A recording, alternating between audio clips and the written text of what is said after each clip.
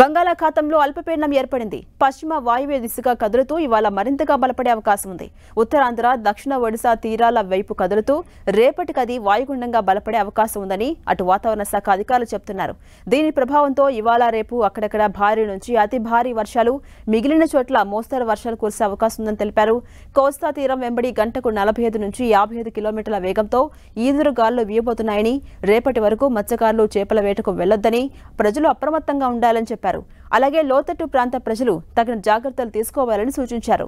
ఇక అనకాపల్లి, కాకినాడ, కోనసీమ, తూర్పుగోదావరి జిల్లా, పశ్చిమ గోదావరి జిల్లాలో అక్కడక్కడ భారీ నుంచి అతి భారీ వర్షాలు కురుస్తాయని వాతావరణ కేంద్రం తెలిపింది. కృష్ణా, ఎన్టీఆర్, గుంటూరు, బాపట్ల, పల్నాడు జిల్లాల్లోనూ వానలు పడతాయని పేర్కొంది. ఇక ఇవాళ తెలంగాణలోని పెద్దపల్లి, జయశంకర్, భూపాలపల్లి, ములుగు, భద్రాద్రి కొత్తగూడెం జిల్లాల్లో అతి నుంచి అత్యంత భారీ వర్షాలు కురిసే అవకాశం ఉందని పేర్కొంది వాతావరణ శాఖ.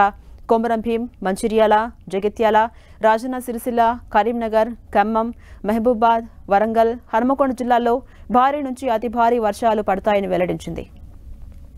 ఇక రేపు కరీంనగర్, పెద్దపల్లి, జయశంకర్, భూపాలపల్లి, ములుగు, భద్రాద్రి కొత్తగూడెం, ఖమ్మం, వరంగల్, హన్మకొండ, సిద్దిపేట జిల్లాలో అక్కడక్కడ అతి నుంచి అత్యంత భారీ వర్షాలు కురుస్తాయని ప్రకటనలో పేర్కొంది.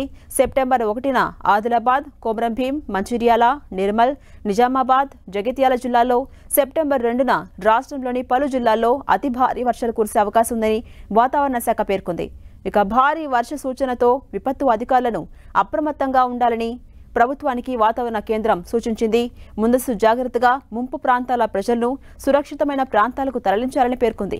అటు హైదరాబాద్తో పాటు లోతట్టు ప్రాంతాల్లో ప్రజలు జాగ్రత్తగా ఉండాలని జీహెచ్ఎంసీ అధికారులు పేర్కొన్నారు.